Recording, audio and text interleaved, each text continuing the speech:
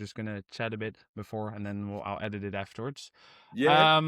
So yeah, thanks, man, for like making time for me to be here and to just chat about arm wrestling for a bit. Yeah, absolutely. Amazing. So for me, I'm around a year and a half into the sports. I would say about 2 years, including like just general training. And for like, I think I've been going to the gym for about 9, I think maybe 10 years. I'm 25 right now.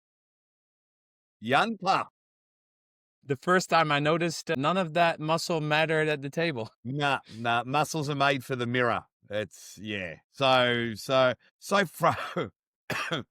frustrating. So frustrating that, you spend all this time in the gym and you find this lovely sport that's arm wrestling and you're like, oh, beautiful. I feel good. I feel strong. And it's not even close. It's not even Nope. close what you need to do. No, nothing. And I also didn't understand that I couldn't beat like smaller guys. I didn't understand. Like I'm way bigger than these guys. I mean, I understood that there was like a big difference, but I only realized and understood it once I felt it at the table the first time. And then I tend to go 200% into something, even though I don't really know like the sport or whatever. I think I had to heal up 2 weeks. For 2 weeks I couldn't train, I couldn't do triceps, I couldn't do nothing. Yeah, I remember when it was really painful for me because we used to train. They still do the House of Pain. We'd train on a Wednesday night, but we'd finish at like 11:30, and then at 11:30 p.m.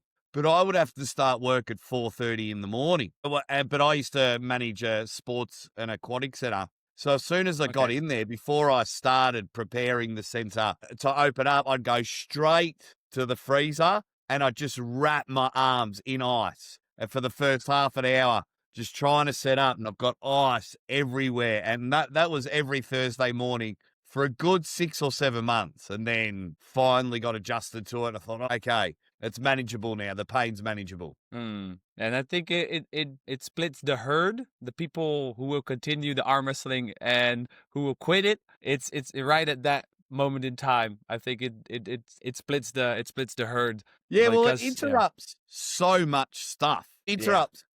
Like if you love just being a normal gym goer, it interrupts that sort of training. Yep. At the time, I enjoyed shooting hoops and playing Aussie rules football, and it was interfering my training for that. It was a very interesting, very interesting time. And you can just see it. Even I remember the early days, just trying to put on clothes and then constant clicking in both of my elbows. I still have it today after all these years, and it's. Yeah, if you're willing to accept the change in your life, then it can be a lot of fun. So how long have you been arm wrestling? 'Cause I didn't like usually. I mean, it's more like like sort of a freestyle type of collaboration / interview that I wanted to do just to try it out, because for me interviewing people is also still quite fresh.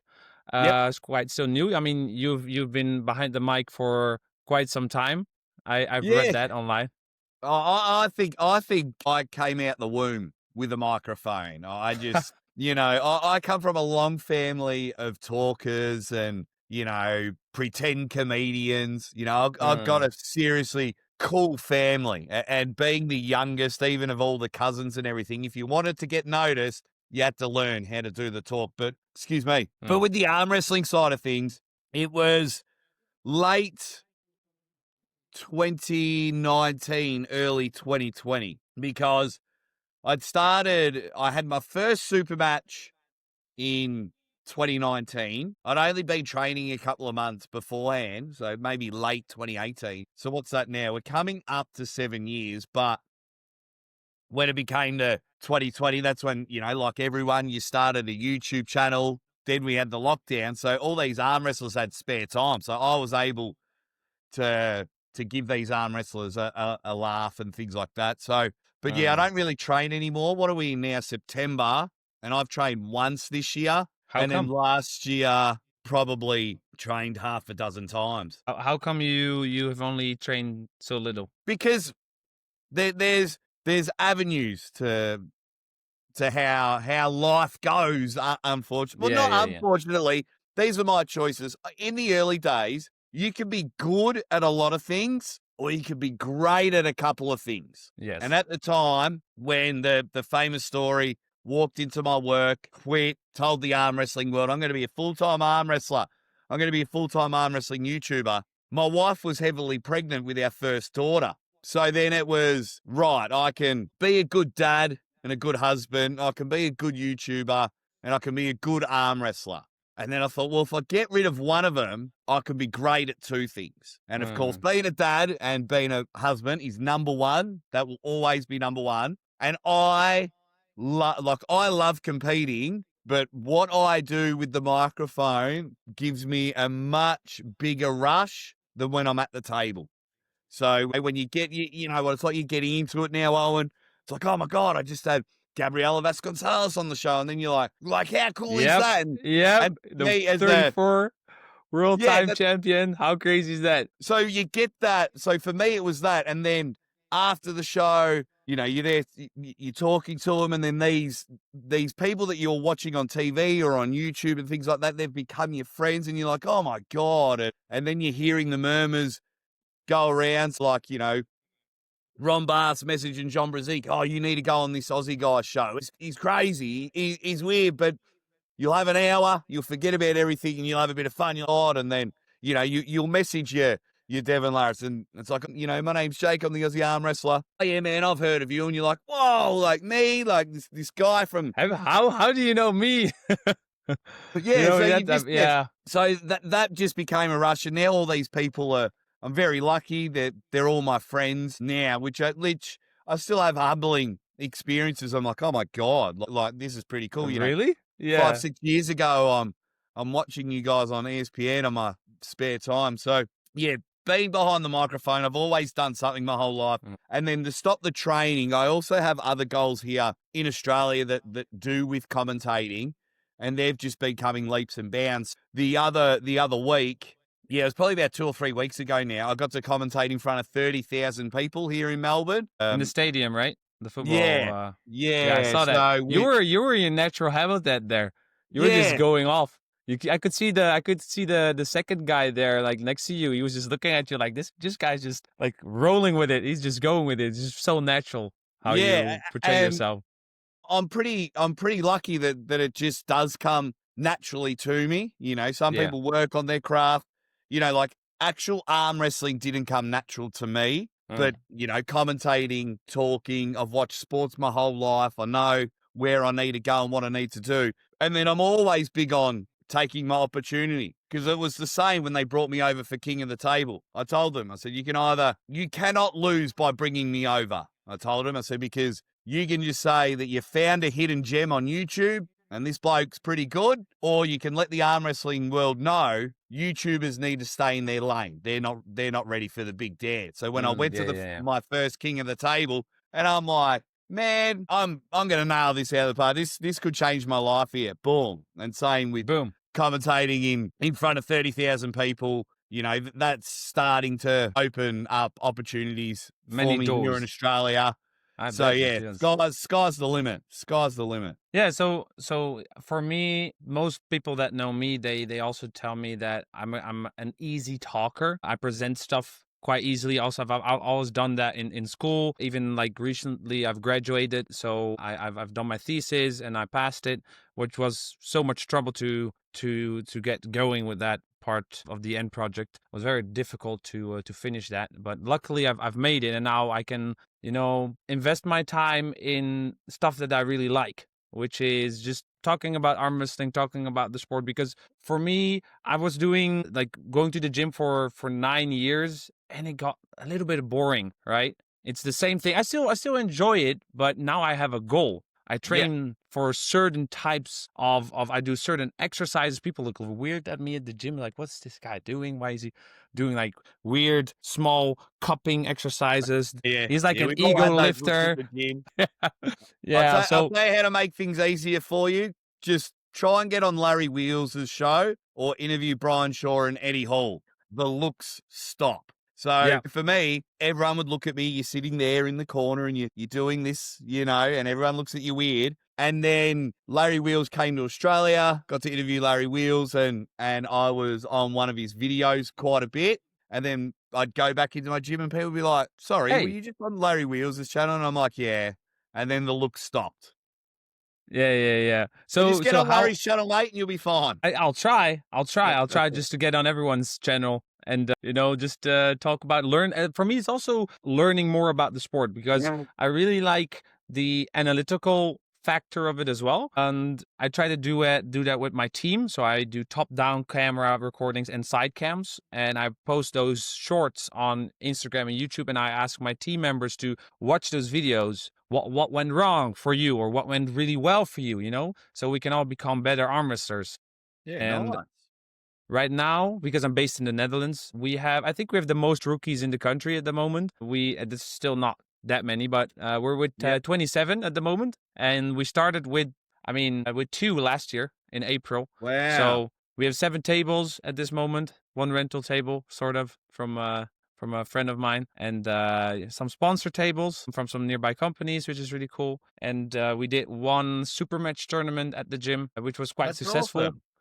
And it's been going great. And now I found that I really like to make different type of content. Like next to the arm wrestling itself, I also really like to just sit down with people, but also do analytical type of stuff. So there's much more than just the arm wrestling, So yeah, it's interesting the way the arm wrestling content is. So long as for me, the channels that I like to watch and I like to support are ones you can tell that are doing it because they enjoy it. So you get a lot of channels out there that do it because, this gets views, just pumping it out. That's going to get me a few dollars. Even with live shows, I can tell the difference between people that want to interview the athlete or people that just want super chats. And it's so obvious. It's so obvious. It's almost disturbing. Or if they're not wanting super chats, they're relying on their live crowd to ask the questions. It's like, we'll just go live and hopefully get a few dollars. So when you're making your content, because when I first started, everyone starts at 0. That's why I've got no problem going on any one show. I don't think I'm bigger than anyone because I started at 0 and you can easily go back down to 0. Things can change and everyone can you don't know what the future holds. That's right. So then when I first started, I had, you have your 10, your 15 subscribers and I've got a Jeff Hale, I've got a Matt Mask, a Dave Chaffee on the show. But I was just having the time of my life. And I'm like just hanging and banging with these guys. And that's what I feel got me started early. Like people go, oh my God, this guy's sitting in his kitchen while his wife's battling cancer upstairs and he's having the time of his life. Everyone used to make fun of you could see like the oven in the background and everyone used to make fun of that in the early days before you get yourself a studio. Times were a bit different then, but that's a big thing. If people start making content they enjoy, not content that think they'll get them views, in my opinion, their channel lasts a lot longer. And I think they burn out less quickly as well, like just for the content. So that's what happened a little bit. I mean, I've been uploading for I think maybe a year or so now, and mostly it's been shorts because shorts get you going, but it didn't feel enjoyable to constantly produce shorts. It felt repetitive. Felt very, very repetitive. So I was looking to ways like, okay, what should I do to make it more interesting for people, but especially for myself? What do I find cool to do? And so we went to an event. We did some challenges, and I really liked that, just doing like the filming with the challenges at the event. And eventually I thought, you know what? I'll just ask Fillip Larsson. Fillip Larsson is a cool looking dude who's absolutely massive, Viking, scary guy, sort of, but he's also friendly. And I was like, I'm just gonna ask this guy if he'd like to let me interview him. And then I felt this rush. Okay, so how should I prepare? What should I do? What should I ask him? All these things were running through my mind. Yeah. What should I do? What should I do? What should I do? And then eventually, for me at least, I got sort of a bit of anxiety at the beginning, and then I just ease into it, and then it's just the switch, and then I just work fine. The same with an event we did I think three weeks ago. We did like we also in our country, in our neighborhood, we have these during the holidays. We have a week full of partying with stuff to do, and it's in every village of that province, basically. So this restaurant team, they reached out to me, said, "Hey, yeah, we see you doing arm wrestling," and I went to like a public transport area where arm wrestled with different people just coming from all over the country. And they saw the table. It's like, oh, cool, that's cool. I want to try. Everybody wants to try because it's just in their habit to just try it out. And they saw that online, and the owner of the restaurant works or gyms at the place I arm wrestle. And so that's how things got going. Everything is in your network. Everything is your network. And Yeah. before you know it, we're just on a podium with 5 guys doing a super match, because in the Netherlands, we don't really have too many matches because it's the community, not the community or the federation. It's like a bit wobbly at the moment, unlike Okay. other countries. And yeah, everybody was like, yo, dude, how did you manage to get all this shit done? How did you get all this podium and all these people? They were really excited. And then we just arm wrestled. I'd never refereed before, so just also a really new thing for me. Yeah. But I just went with it. My family came down looking at me, just talking to the crowd. And it was absolutely amazing. I had a blast. I hope we can do that again next year with some more athletes. So, Mate, yeah, it's so much fun. It's so much fun. For me, when I'm in the moment, I'm just having the time of my life. I don't, I just you think also of know my what to family in the say. moment. You also know what to say. You also know what to say when it's happening. It's really difficult to commentate on stuff going on whilst you're looking at it. You're flabbergasted. You're looking at the table. You're looking at the sweat, blood, and tears, and then you just know. But it comes really natural to you in that way. For me, Yeah, knowing what to say. Yeah, there's not much planning. There's definitely not much planning, because if I plan too much, you'll be able to tell that I've got It's things a bit off. to hit. So like if you notice, if you go back and watch when I did announcing, you'll see I don't have any cue cards. You'll see I'm not holding anything, because then I will be too much focused on that. So I'm like, you're getting what you get. That's it. I'm gonna say whatever's on my mind. That's how I'm gonna introduce you. Even when I was in Arizona and my buddy Uncle John had a super match, I just saw him, and literally I stood up there and I was about to introduce him, and then I looked in the back of the room and just saw this stupid look on his face, and my introduction changed just on the spot. Then I can't even remember how I introduced him, but I just went in there. And then, yeah, with commentating, people just think you go in. The amount of times I get messages, either you're a terrible commentator or I can do what you do. And that's fine. I like the confidence. But there's roles in your commentary. There's roles where you got to go. There's a color guy, there's a play-by-play guy. If there's a third guy in there, he's an anchor. So when people like really get stuck into me, just understand that I'm like the puppet master. Yeah. Like I'm pulling the strings of who's talking, when they're talking, and why they're saying that. Because people, he's the arm wrestler, he hasn't got that much knowledge. All he does is scream and shout. But I'll get you excited when people are applying a strap. When there's nothing to be excited about, I will be excited to keep you excited. And then if I have a very intelligent arm wrestler, I've done a lot of work with Coach Ray, or I'm working with Derek Smith, and they're, or a Ryan Bowen. They're very knowledgeable guys. Yep. So I'm going to feed the beast. I'm going to ask them questions that highlight their strength in knowledgeable. And then once I do that, they're ready to then let me go bang. They're not going to try and out-energize me because they look silly. Yeah. Yeah. Like a symbiosis, basically. It just feeds. Because otherwise, if you talk all over the top of each other, and I see it when it comes to where, when I watch people have guests on their show, they try and outdo the guest when you've got to highlight the guest and make him look like the megastar that he is, not get yourself over. But if you make the guest the superstar, that actually makes you look even better. Like I see it all the time in all levels, whether it be a press conference, interviews, YouTube. They're just the person hosting is just trying to say, hey, I'm better than my guest. I'm more intelligent than my guest. And it's like, guys, just pull back. Just understand that when on the camera. I'm manipulating. Not that manipulating sounds wrong, but I get what you're trying I'm to say. controlling Yeah. everything. Yeah, for me, the first rule I basically had, because I did an economics study as well, and we had like a 20-80 rule, and that's what I tried to do in the interviews as well. So I tried to talk for 20% and let the guest talk for 80%. Yeah. There you go. Oh, I'll talk for 100%. I can't help it. It just goes. I'll just talk, and I'll keep going. That's how I was able to do a 24 and a 25-hour podcast. It just goes. And sometimes I can't turn it off. And even sometimes I sit there and go, oh, my God, did you just say that, you idiot? Yeah, I do. I usually do have that with friends. I just begin a story, and I can tell. Eventually, I can tell that they're not as interested as me, invested in the story, right? But I want to finish it, right? Because I'm only halfway through, and they're already like, oh, gosh, I just want to get away, you know?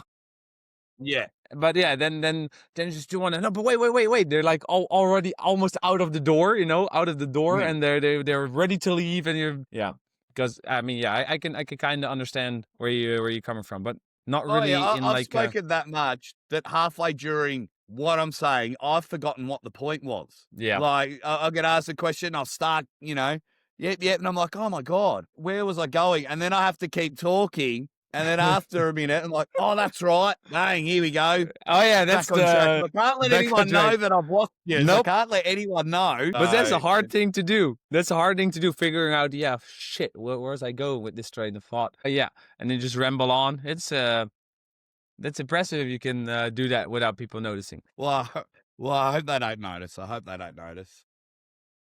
So, I was wondering, about, let me see if I can find some. First of all, so did you look at any of the content I made, like a little bit at least, before like accepting? Like, I'll be honest, I haven't really. Because here in Australia, two things, and I do feel a little bit disrespectful, Owen, by saying that I haven't. It's because, like, here in Australia, unfortunately, I've got a 3-year-old and a 20-month-old, and we're all a little bit sick at the moment. And that's why I keep coughing, and I do apologise. I see. Hey, it's okay. And in Australia, we have our final series, or like the playoffs, with our Aussie Rules football. Okay. So all of my focus has gone onto that, preparing for commentary, organising interviews and everything like that. And one of the divisions I commentate just on Saturday had their grand final. So that's, like, in Australia, that's huge. It's like everybody's talking about it. League final. And so like this was a lower league grand final, and there was over 5,000 people there at the game, So Aussie Rules football is huge. So when you did ask me during the week or last week, I was just like, absolutely happy to help, buddy. And it was on my list. I'll just have a bit of a squeeze, a bit of a look at what's going on.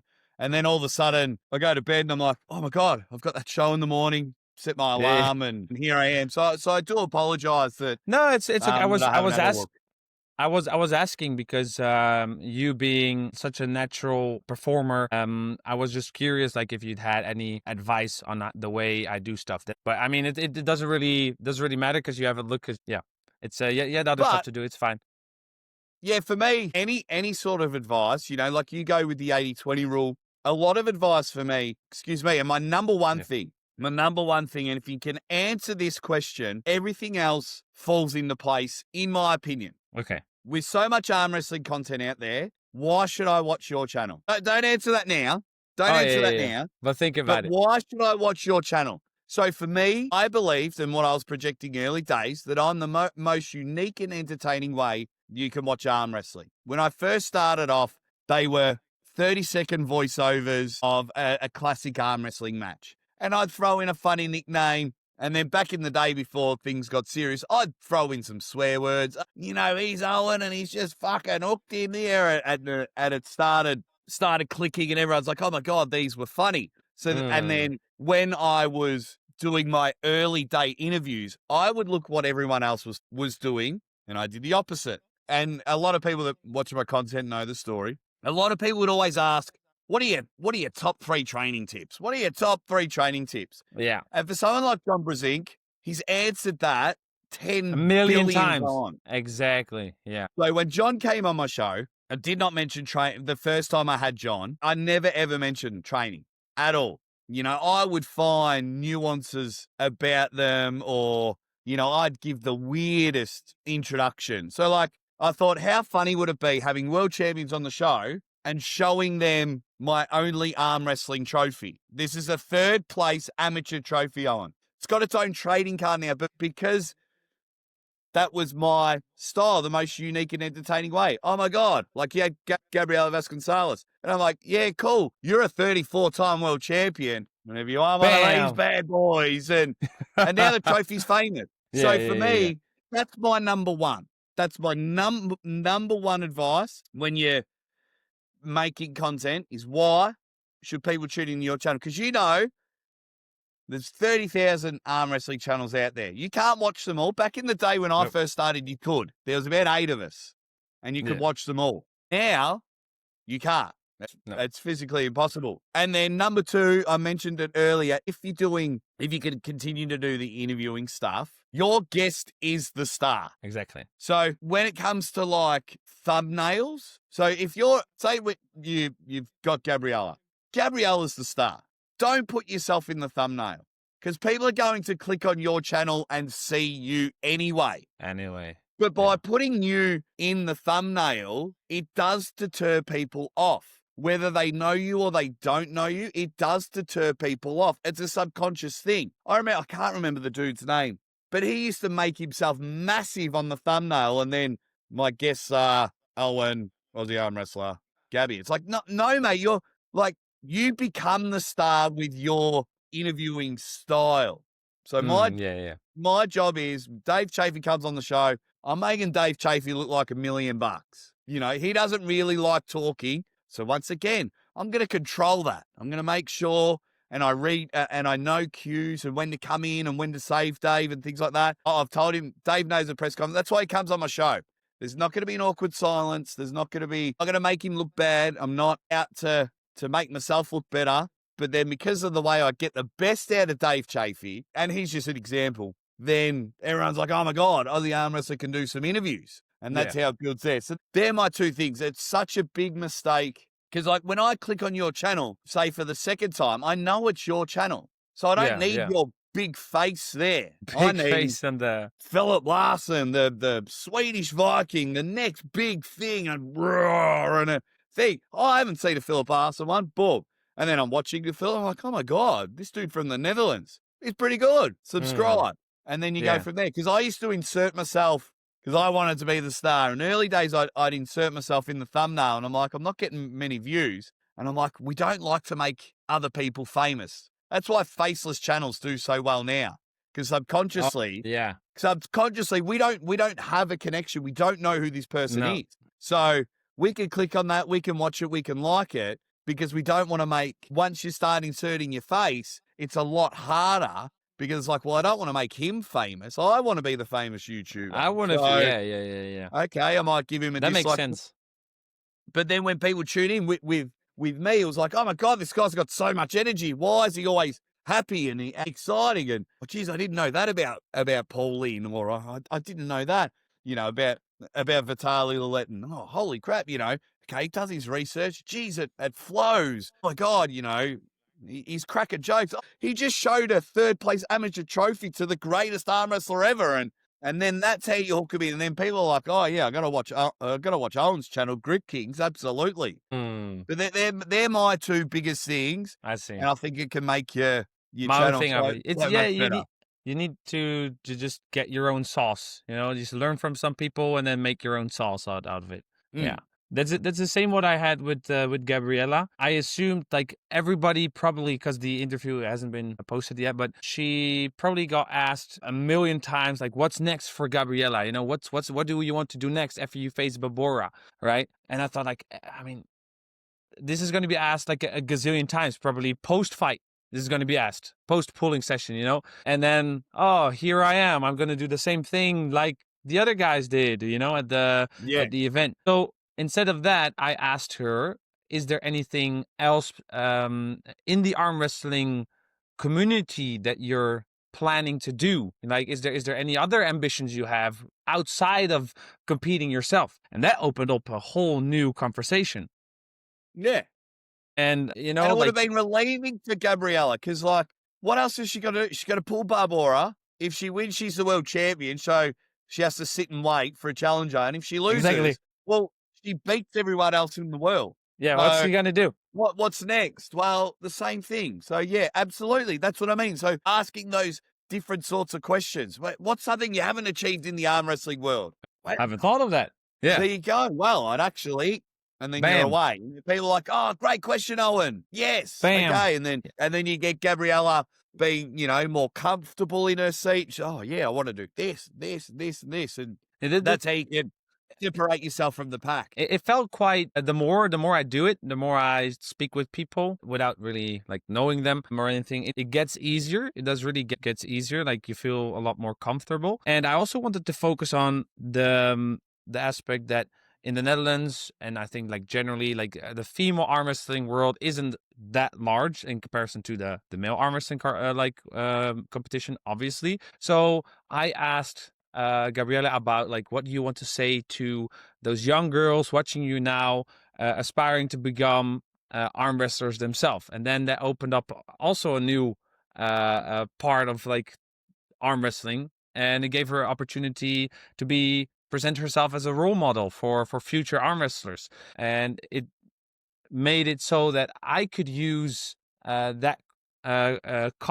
comments to inspire Dutch female arm wrestlers. Because right now, I'm very proud. We have one female arm wrestler in our team called Timna. She's the first female arm wrestler of the GRIPKINGS team, so that's really awesome. And yeah, we hope she can compete at the rookie tournament pretty soon. So yeah, it's just really cool to do those type of questions, to just try out to think outside of the box. What has nobody asked?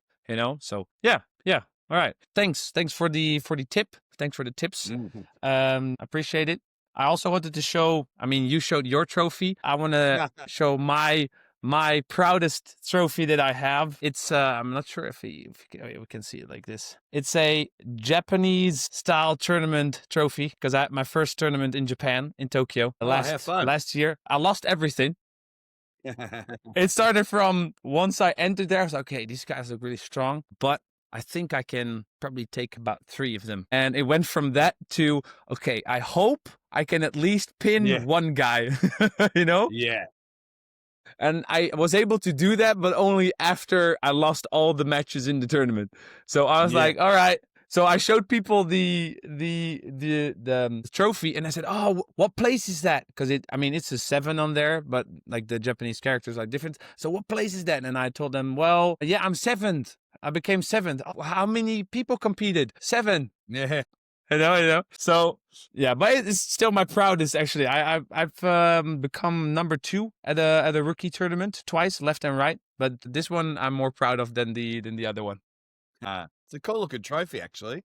Yeah, it's really cool. I love that these guys are so strong. Everybody thinks the Japanese guys are small, but you should see the Okinawa guys. Holy smokes. These guys, I don't know what they eat. I bet they eat a lot of tuna because they live near the sea, right? But oh my God, these guys are massive. I couldn't do nothing. Yeah. And I even went to like this random ass place. Me and my friend, we were just going, traveling. We were traveling for 2 months in Japan. And there was like this big baseball arena that we stopped by, and we heard a lot of commotion going on there, a lot of sounds. We were like, oh, cool, baseball game or whatever. And we wanted to just figure out what was going on. And I said to him, haha, it's an arm wrestling competition, haha. Yeah. And he thought, yeah, sure, buddy. Sure, it's another arm wrestling competition, right? And we went in, and there was all these different types of games you could do. Football, parents with their children, and they were just playing all these different types of sports. And you guessed it, on the right-hand side, 6 arm wrestling tables, all Japanese guys arm wrestling. And I looked at these guys, and I looked at my friend, I was like, holy smokes, like what are the odds that we're just at this village? These guys are arm wrestling here. And indeed, the story gets better because this guy immediately approached me. He saw like, oh, large Dutch guy, foreigner, I want to arm wrestle this guy, And then I said, like, yeah, I'm an arm wrestler too. And he told his friends, and then we all got excited. Later, we found out that we were following each other on Instagram. I was Oh, there following you him, go. but I didn't even know there was like a match or an event there. There you So go. like That's cool. the odds were astronomical. And then, oh dang, this guy had a really cool name. I think it's a shame that I don't remember, but they put me up against, I think he is around 65, maybe a little bit older. Japanese guy, I think it's about 80 kilograms. Myself, I'm like 100 plus, 108, 110. And I was like, I felt the grip. I set up. And I was like, oh, this is gonna go bad. You know, this is gonna go really, really bad, really bad. I already felt it in the setup. I looked at my friend. I'm like, I'm done for, right? But it was just a friendly sparring. I gave it with my all with my left hand. I tried to hook him, high pressure, and this man just releases the other hand and looks at me. He's like, "Gambare, gambare," and just at that moment in time, just all the power that I had, I was like, "Oh yeah, sorry, yeah, you're such a G. I just can't do anything against this old guy." And I think what usually would happen with people is they get like, "Oh dang, how is this so shameful? How can I lose from an old guy like this?" But for me, it was, holy crap, when I'm 65, I want to be like that guy. Yeah. What are your secrets, dude? What are your secrets? What do you eat? How do you train? What have you been doing for the last 25 years? So, yeah, that was in a blast. the early days of arm wrestling, it was one of our unique traits, and now it's almost becoming our Achilles heel, so to speak, our turning people away. So, like, it used to be great. Hey, you could be 70 kilos and you can hold a 120 kilo bloke in the middle of the table if you know what you're doing. And it was a great spectacle. But now it's turning a lot of people away because they're like, hang on, there we go. Yeah, it's turning people away. Like, yeah, I don't want a 70 kilo bloke beating me on the table. So it's like, it used to be one of our great advertisements, and now, yeah, people turn up and they're like, nah. Yeah, their pride gets into the way a little bit. Yeah. Especially Now it gets getting even popular. Yeah. It gets even worse. I also asked Gabby, like, how do guys feel that don't know you when they arm wrestle you? And they said, yeah, they feel pain. They feel a little bit lost. And then I always tell them, I'm a 34 world time champion, you know? And then it makes it a little bit better when they lose. So, and one of the, yeah, especially with trading, one of the best things, and it's now the worst thing, is people filming at training. So at my club, the complete we training, have a you few mean? people. Like the complete training. Well, what they will do is they'll go around and they'll jump on the table with you, and you could be pulling for ages, and you could be teaching them and dominating them and things like that. And then when you show them how to go on the offense, they'll just put music over it, and they're like, "Oh, well, I've pinned him, and I've pinned him, and I've pinned him." Yeah. And a veteran, I don't even think I'm a veteran, but one of the older guys, that shit pisses us off. Or you're like, "Oh, you want to have a feel, Owen? Yeah, cool." And then you've hit real hard, and then your buddy's over here behind your back, hasn't told you that you're filming, and he's gone full tilt to go, "Oh, I've just been the Aussie arm wrestler," or things like that. Yeah. Sometimes, like, I don't mind filming at training and things like that, but just don't be a dick and like, "Oh yeah, I just pinned everyone at training. These guys are weak." It's completely different. I also tell all the guys and the women in my team, pulling someone in a training is completely different than competing with them. You might beat somebody 20 times in a pulling session because maybe they're not giving 100%. Maybe they're giving like 60% because in 2 weeks they have another event. You know, they just don't want to max out. You know, they let you win. Yeah. They give you position so you can feel the losing position. You can feel the winning position. So it's nothing compares to an actual tournament. I keep telling my teammates like, yeah, but I could take him. I was like, bro, calm down. It's just a training. Once you face each other in a match, and some of them now have recently, they have a complete set of eyes looking at the trainings. But what I like to do, because recently we got a sponsor, I made a sponsor deal. There's this brand in the Netherlands I've been a fan of for quite some time. I've been following these guys creating supplements, and I really just like their content, right? Like what you were saying, to get somebody invested in the content you make. They really did that to me. So eventually I sent them some emails and I couldn't get a response. It's very difficult. Sorry, we have many applications, etc., etc.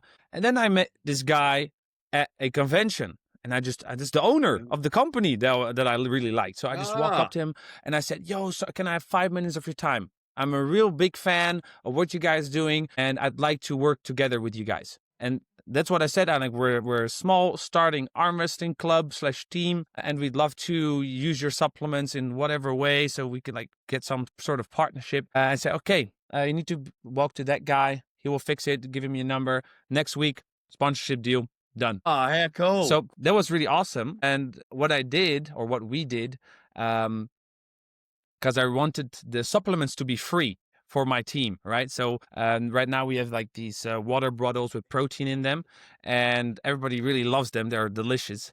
And so what we do, I can order for like, I don't know, a couple $100 a month for all types of stuff. And I make them arm wrestle for the bottles. So at the end of the training, when we're completely finished, everybody is done. I just put the bottles in the middle and I say, take up the challenge, guys. Who do you want to fight the bottle for? So that works really well and it makes some great content. And then you're actually filming pulling sessions instead of, I bet that guy and so yeah, absolutely. All right, we're already talking for 50 minutes almost. I also wanted to talk a little bit about maybe some of the matches if you still have a little bit of time. I'm not sure if you absolutely, mate. Whatever you need. Okay. Finster. I also, Kanai, the Japanese arm wrestler. Yeah, Kanai. I'd love to interview him, but my Japanese isn't that good enough. I can like chit chat with people, but it's not on like like interview. Yeah, but that'd be so awesome. Find a translator. Yeah, I mean, that'd be really cool if we could if I could manage that. Let me see. I hope we're still being filmed. I think so. I think so. Yeah, I think. Oh wait. Facebook is also open. That's not supposed to happen. Share screen. This. I think it worked. Yeah. Awesome. Okay. So like I said, I'm fairly new to the sport, and I don't know all the arm wrestlers in the sport. Do you have any idea who these two women are? Because I don't really, I haven't really seen much of them. So Sineza, I can never say her first name. There's an arm wrestler out there named Rustam Babayev. He's an absolute legend. So they're related. I see. So she competes at Worlds. She's done very well. Elena Persson is almost the forgotten Swede. So when you think of Swedish female arm wrestlers, you think of Marlon, you think of Fia. I really like that. I really like that woman too, like her style. Is it Fia? Fia, yep. Fia, is it with the short hair, right? Yeah. If I'm correct? Yeah. Oh, she's so cool. Such a freaking awesome arm wrestler. They're awesome people as well. So Elena, trains with all them, and so I think she did compete at Europeans. So it'd be very interesting. I do believe Elena should win with their just her training style and her training team. If you're training with Marlon, Fia, Victoria Carlson, Carolina Peterson, I think that'll work. Now it is a left arm. I haven't seen Elena pull left arm in quite a while, so that does change it up a bit. But if it's almost like a male Georgian or a male Kazakhstan, you usually just predict them just because where they're from. But I think this is a clean sweep. I think Elena wins 3-0. 3-0. All right, cool. Do you have any idea in what way? Because I mean, I also like to like, what's it called again? Predict. I like to predict like in what way with Fillip and Mask. I perfectly predicted it. It was my first perfect guess. Like they'll slip to the straps, both for the top roll, and then So what would you think they like? What type of fight would this be? Do you have any clue? I think it'll just be quick. I think with the thing with the Swedish girls, they love to attack, and they love to attack fast. So if Elena can keep it out of straps and just really hit hard, turn inside, then it's not a problem. If it goes to straps, Elena will pull back. She'll use the back pressure, come over the top, And yeah, I think it'll be just a quick 3-0 all over. For Elena. So are you attending? Are you able to attend the event? No, I won't be going. No. I see. I've been very lucky in my last 3 years. I have never paid for a flight. So Awesome. when I'm at an event, I'm very lucky. Flights, accommodation, food, and I get paid to be there.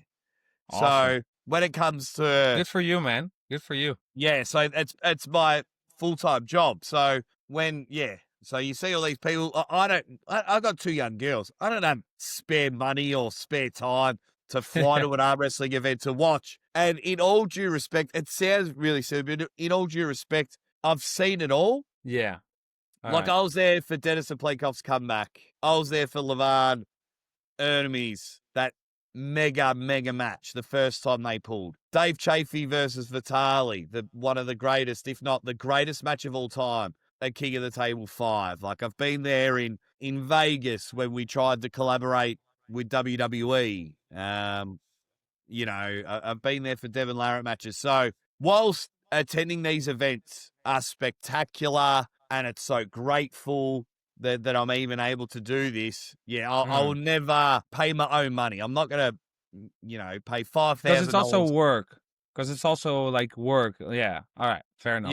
Yeah. And so I've got no problem with the people that do it. It's becoming a big sport, and arm wrestling's so good that a lot of the arm wrestlers will give up your time. So I know a lot of people pay their own way as a content creator, and they try and get interviews because I've got investing in yourself is the best thing you can do. But I will never, I'd rather leave the $5,000. Be with your family. That's right. I love being with my family, and I love the money staying in their bank account. Yeah. So how old are you? You said you have 2 daughters? Yeah, I'm 40. I turned 41 at the end of the year. We have two cool. beautiful daughters. 3-year-old Zadie and 21-month Jovish turns 22 in December. They're just amazing. They're 2 miracle babies because during the lockdowns, my wife battled cancer for 18 months and we're told we'd never have children. So we tried for years, never had them, couldn't have them. Then my wife gets cancer and you're like, oh, bloody hell, okay. Well, we'll just have a life of her and I together. And then we fell pregnant naturally, had the first one, fell pregnant naturally again. And now we've got the 2 best little things in the world. I can't get enough of them. So, yeah, I'm at a stage in my life where I've done quite a lot in arm wrestling.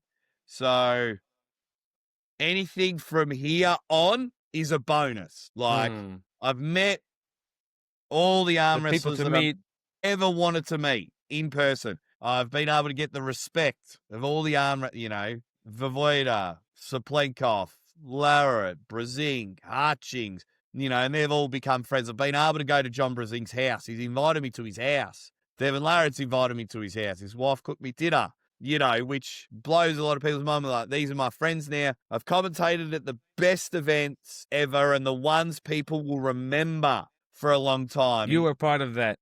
Yeah.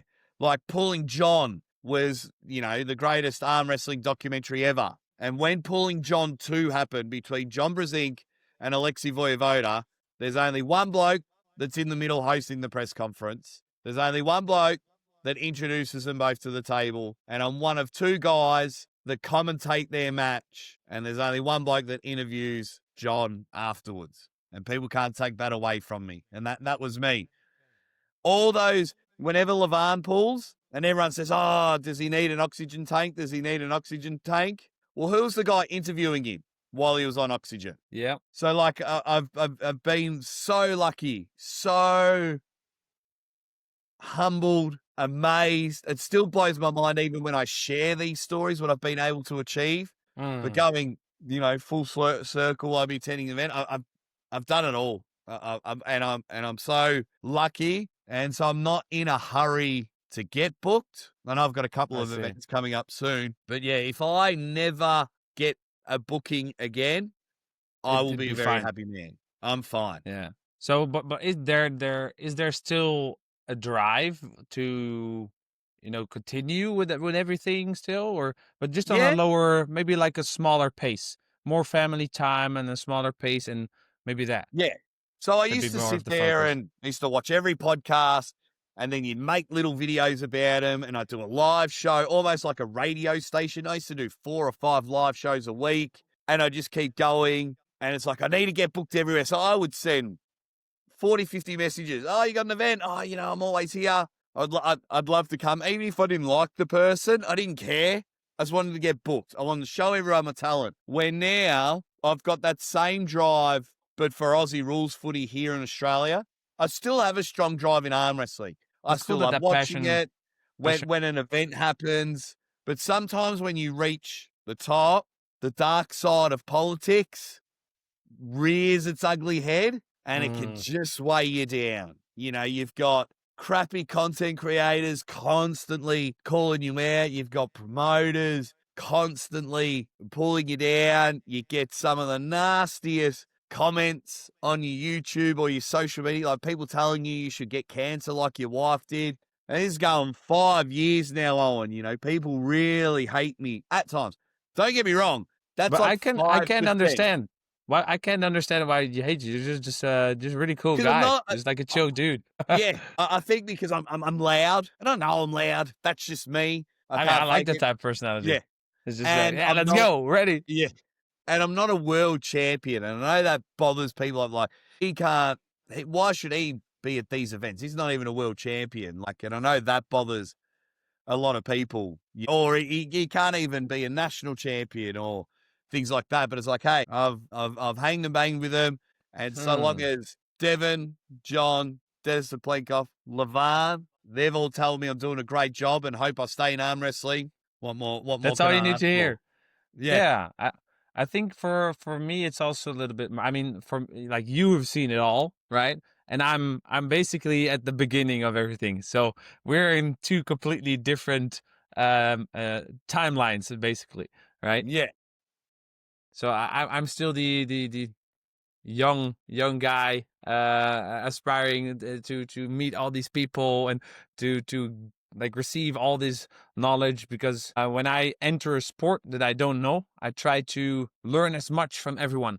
yeah, I'm not going to be trying to be I know everything. I've arm wrestled for a year and I know everything there's need to be known.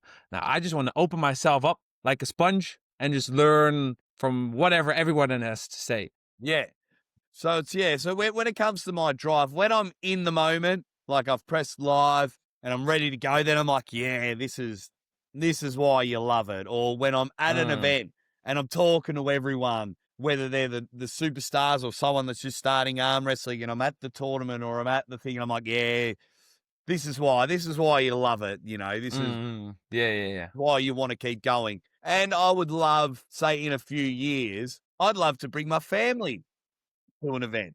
Hey, this is what Daddy does. Because my wife, she watches on pay-per-view. She cries every time. I do a little thing during events. That's me saying hello to her during an event. So little fun fact, Owen, 2 things. One, I always wear a pair of socks that either have my dog's face or my daughter's face.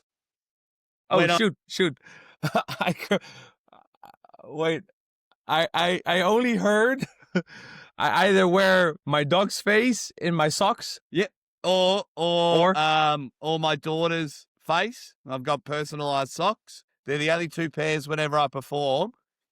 And whenever I'm announcing or interviewing someone, whenever I put the microphone in my left hand, in that moment, I'm waving to my family back home. that's a cool little thing that you do. Yeah. I just want, because without them, this doesn't happen. Without my wife's support, this doesn't happen. So I sit there and I always open up the pay-per-view or whatever with the microphone in my left hand. So my wife knows, even though I'm on the other side of the world, even though I'm doing what I love to do with these mega stars all around me, I'm thinking of her. I'm thinking that I want to be back home. I love you. This is me saying hello. Like a secret language, Yeah. basically. And then, I could be sitting there and like, oh, so Owen, what a great win. You've become the #1 star in the Netherlands. And how do you think that will go? Where do you think you're coming there? And then in that moment, I am talking to you, but I'm also doing that at the camera. Yeah. Hey, Without babe, I'll be actually home doing. soon. Yeah. That's nice, man. That's nice. You're a nice guy. You're really nice. Yeah, yeah. Really. I try to be. I mean, I think most people try to be, but not It's everyone much more succeeds. fun. It's so much more fun being nice. Yeah, yeah, exactly. Like not being negative. Yeah, it just makes everything better. Just these days, people barely say hello to each other anymore on the streets. Like, good morning, hello, and then people frown upon you, especially in the cities, you know. And the village Oh, where I yeah. live, you can still do that. It's like, hey, what's up? How you doing? Yeah, hi. You know, that's Nah. just makes your day better. It's like nice Absolutely. shoes. You got nice socks. You got are those your dog's socks that you got on? Oh, that's cool, man.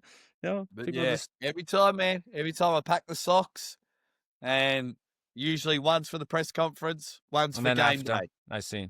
All right, cool. Nice little bit of of your personal life and some small um I don't know how to say that, like Yeah. treats. No, don't know. Yeah. It's not the yeah. Okay. So let me see what time is it? Okay, 1 hour. Um, Curious. Oh yeah. Okay, Fillip. Do you know how Manuel arm wrestles a little bit? Have you have So any idea? Manuel's like he's another one of those like Italian strongmen coming over to arm wrestling. He has arm wrestled a lot in the past. The guy knows what he's doing on the table. Yeah. You know, What type of train. puller is he? Do you know? It's like a Well, everyone starts off as a hook. They start off as a hook, and then you'll see Manuel try to top roll. But this match here, in all due respect, doesn't matter. It doesn't matter. Fillip Larsson will win. yeah He is just on a ridiculous killing trajectory spree or yeah. going up. You know, Fillip's style will just be too much. He'll have too much trickery. And because we haven't seen much of Manuel in the arm wrestling side of things, yeah, he's a strongman, content creator, and just it's not going to go, unfortunately, not going to go the way because he was supposed to pull, I believe it was Wagner Bordolato in And what happened? America. I don't think he could get a visa into America. I see. So, yeah, he couldn't get over. He's cool, man. But even if you go look at his Instagram, it's all content creating type stuff. He can pull. Don't get me wrong. He can pull. He can yeah. He can hang a bang. But Philip's going to be too much for him. A very technical arm wrestler, but once I got talking to him, I just noticed that he really is. He thinks of everything that he does has a reason behind it, and that's also what he says. People may think I'm just a big old lumpy bloke, but I actually think about everything I do, and it's with a reason. So yeah, I'd love to see some more technical Fillip, but I'm not sure if Manuel is going to be able to get that out of him. The only reason I would like, not that I even like him to win, but if Manuel wins, then I want him to be in arm wrestling for a long time, not just pop up. Come Like, back, where was the forth, last, back. you know, where Fillip is all in. And I'm big on, we need to build new stars. And that's what I Yeah. want to see from Fillip. You know, he's getting some wins. He's getting some good wins. And blow Yeah, he's got blow a up bit some of steam, so character. he'll fly Yeah, higher. He's a big guy. So I'm like, right, let's push this guy to the moon. Hopefully he can get another win at East versus West 20 because he'll keep taking matches. He Yeah, won't care. He'll pull 100%. anyone. Yeah, 100%. That's what he said. He said to me, never take a match you'll know you'll lose 100%, but also never take a match you'll 100% win. That's what he told me. Like, aim for something which is challenging. You know, you feel like you can win, but you're not completely 100% sure. That's the match you should take. Or he said, if they pay you. That's right. I was going to say, if someone's giving me $3,000 and a free trip to Switzerland to whoop somebody, yeah, you got to pay me. And that's where Call me anytime. And that's where a lot of the internet world lose their mind. They're like, "Oh my god, why did Fillip take this match? He's going to lose definitely." It's like, mate, someone calls you and offers you thousands of dollars and a free trip to another country you'll never go to arm wrestle. You're You're crazy. saying yes every day of the week. Who sits there and goes, oh, you know what? I got work in the morning. I'm going to be a bit too strong. No, thank you. I don't want to go to Switzerland, and I don't want to be paid thousands of dollars. Yeah, just call the best next guy. Call him next door. Yeah. Exactly. Yeah. Yeah, I got work in the morning, Yeah. And I don't really feel like it. No. You always say yes. I think that's every arm wrestler's dream, to be called up by East versus West. Awesome. Yeah, I'm looking forward to this match to see Fillip dominate again. Okay, so I do know, obviously, Yoshinobu Kanai. Don't know too much about Petro, to be honest. Because like I said, I'm still he's quite good. He's beaten a very strong John Brzezinski back in the day. Did he now? Yeah. He's wow. Was it Moldova? Can't remember the city. People that watch the show will know exactly where it was. But he's beaten a strong John Brzezinski. Obviously, that was a long time ago. But now he's come back onto the stage. He's got very strong hook power. Very strong hook power. Where Yoshi Kanai is just a strong Kingsmove. I'm just going to sit out here forever. So it's a very interesting style. I try and look back at arm wrestling mats and the way Yoshi was against Toddzilla and the way he was against John Brzezinski to the way Petro Maharant, I think the last time we saw him was December against Lachlan Adair. And then depending on the weight difference, it's at heavyweight, so I can't see it being any more than 105 kilos, 115 at best. I can't remember which way they do light heavyweight and heavyweight. But I think Yoshi Kanai's staying power, I think, just might be too much. I think he'll wear out Petro. Wear and tear him. Yeah, if you go and look back at I think it was Petro versus Nugo. I do believe it was 2-0 to Petro, and then Nugo come back to win that one. And I think endurance plays a huge factor. Yoshi Kanai almost beat Toddzilla. He almost beat Toddzilla. When what match was this, or what event? So that would have been. I'm trying to think if it was this year. You're like an encyclopedia. I could just ask you anything, and you'll know something about it. That's wonderful. Can we do this? Can I just do this every day? Like when I don't know something about arm wrestling, I just send you a text like, "Yo." Absolutely, mate. Of course you can. That'd be great. Absolutely.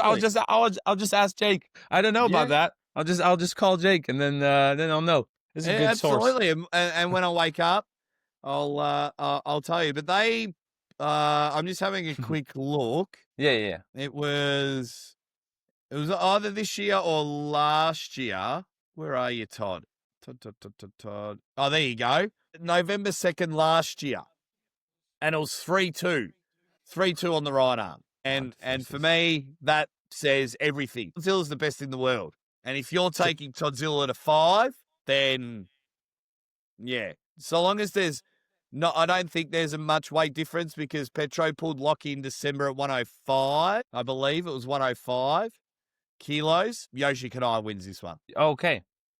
Well, I'm as a fan of Japan, I'm gonna be rooting for the Japanese guy. All right. We're just gonna do the rest of the, if you don't mind. Yeah. Because I'd gladly hear your take on everything. I've seen Mindaugas. I can pronounce Mindaugas and Daniil. So it's either Mindaugas or Mindaugas. Mindaugas. Okay, so I've seen some about him. Don't know too much, and maybe I should, but I don't know anything about Daniil, to be honest. So Daniil Ustinov, class, just a class puller. I believe he won it wasn't Tarasides' weight division. I think it was the weight division below, and he ended up winning the title, but that might have been left arm. So Man, this is right. Daniil Ustinov is a stud. He's an absolute stud. He'll just come in and just try and rip Minda's arm right off. Can he do it though? That's the question. Up and down, up and down, up and down. It's going to be a hard one, that's for sure. Because Minda's staying power, what he was able to do to Daniil Prokopchik and beat Daniil Prokopchik is something we've very rarely seen. See. Daniil Prokopchuk, he's the surgeon. He's unbelievable. So going back to Ustinov, 3-time world champion, won East versus West. I can't remember which one it was. I think it was East versus West 15, maybe. Let me go back and have a look. Yeah, he won 4-3 on the right arm. Now, if Daniil Ustinov's going up a division, then Minder wins. Then Mindaugas wins. But if I can't remember the weight division, but if Daniil's coming down a division and cutting weight to pull Minder, then Daniil wins. I just got to try and figure out the weight category. I don't think they're too heavy, right? No. If I remember correct. But this is a great match either way, and this match will probably be match of the night. Okay. And how why does it make you say that? The way Minder pulls, he does really, like, you have, it sounds silly, but you have to pin Minder to beat Minder. So like if you've got Minder here at the bottom of the pad, if you have pinned him, watch out. The Minder can then hold and he can just back pressure and climb on top of the hand, especially in the strap, and just clink you back over. So if you haven't pinned him, like, Minder will be super confident he's still in the match. He'll be begging for the refs not to call it. Don't call it. And then he'll work. His staying power in a table outside of his shoulder is probably the best in the division. Like, you're always told, stay in your shoulder. As soon as you're it's basic arm wrestling. Minder can hold here, and it's unbelievable that he can do that. So when he does, like, you haven't beat him, like, you got to pin him to ensure. Then you know there's a chance. That's right. If you've pinned him, right? I'll look out for that. I'll note that down, and I'll look out for that for your prediction, sort of. But yeah, and then with Daniil Ustinov, I mean, massive biceps, attacks real hard. And the one thing I like about this match is Ustinov has the endurance to match Minder. And that's why I think it could be match of the night. So when you both hit the center of the table, one's going for back pressure outside, Daniil's going to try and go inside first and keep it in. I could see them just sitting there for ages in the middle of the table. I can see that. Oh, that maybe be a 25-minute match or something. Just to reset up everything. Ah, gosh, that's going to be awesome. And that's what the lighter guys can do. And obviously, we all love watching the super heavyweights because they just look bigger. But these guys can easily steal the show, which a lot of lightweight matches have. I do think for arm wrestling, I talked about this with my father. Is that, like, yesterday we watched the boxing fight. There was a big boxing fight yesterday. Yep. And UFC also. And he said the only problem I see with arm wrestling is that the setup sometimes takes so long that it removes the fun aspect for the newcomers to endure the breach time until set up to actually something's going to happen. We have the most boring sport in the world. The most boring sport. It really is. And I love arm wrestling. I really do. Love it as much as the next bloke. But there's just so much dead time. There's so much nothing happening, and it frustrates me like there's no tomorrow. So then by the time you get to the main event, you're exhausted, you're bored, you're frustrating, and then you're going to try and get excited because you've been there for 5 hours, 6 hours, and then you're like, oh, finally, the main event's come, and you're exhausted. And yeah, we need to think about that something. And many other reasons, but once we fix that and find a really good hybrid style, there's one coming out of Canada that's going in the right direction, the major arm wrestling championships. Yeah, we need to fix that. Yeah, I'll give it some thought. To try to maybe come up with something. It takes forever. Yeah, hearing by what you're saying, you've given it quite some thought. If you go, it sounds silly, but if you go back and you look at all of my old shows, a lot of things that I've screamed at, suggested, have come into play. Like I've been screaming and shouting, say, you should only get one review. And if it works, then it works. Brian Shaw heard of it. Brian Shaw Man. implemented it. I think it's great. We changed the way press conferences were done. I was like, this is, when everyone just sits there, I'm like, that's just so boring. The arm wrestlers don't want to be there. And then when they're on camera, like if they're interviewing me and you're sitting next to me and you're just checking your phone or you're yawning because you're hungry or something, it's just boring. Put a table in the middle and we'll get the arm wrestlers together. So myself and Uncle John did that first. I see. And then I brought that to King of the Table. So try that because it's different. And then because my talent, I know that Owen can talk, but his opponent doesn't want to talk. So then I'll word up your opponent. Give me 2 long-winded answers and I'll focus on Owen because Owen will give me something. Yeah, done. So then they know that they're not going to be bombarded and constantly ask questions. I'll go, right, tell me how you're going to beat Owen. And they'll give me a 5-second answer, 6-second answer. And done. then that's it. You're right. Yeah. Just stand there for a minute. Owen, go for it. You can talk, so you'll go. Like a lot of the thing, I was screaming, you need to build atmosphere. Get the people back on stage. At King of the Table, and then for a while, East versus West started putting people on stage. I used to change the crowd at King of the Table in Dubai because they're not big on cheering. And I'm like, if your camera's facing here and we're at King of the Table and the people there don't look excited, how on earth am I supposed to be excited buying the pay-per-view? Exactly. And Dubai was a very hard place. But I used to say, right, who's going to cheer really loud? No, all right, all of you's behind the camera. And Get out of here. And it still didn't work. But yeah, a lot of the suggestions I've made over the years have seeped their way. You know, when you give a manager a suggestion, at work, and then they wait 6 months, and then they implement it as if it was their own. It was their idea. It's like, so guys, the board members decided to, use the different beans for the coffee machine. Yeah. It's like, what the hell? Yeah. I've been talking about this for years. Yeah, you go back to some of my old shows with Uncle John, the old Maximum Bang Mondays, and they come in and I won't name too many names, but they've told us, yep, we heard it. At least you know, and the people that watch your show know. Right, that's what matters. Look, the people that have made the changes have told us. They go, we listened. Because I'll give a million suggestions when I'm at an event. Because it's more, I just want it to be successful. I want this sport, the sport to grow, mainstream, and I want it to be huge. I want these guys to get paid 6 figures for of course, just like footballers, right? Yeah.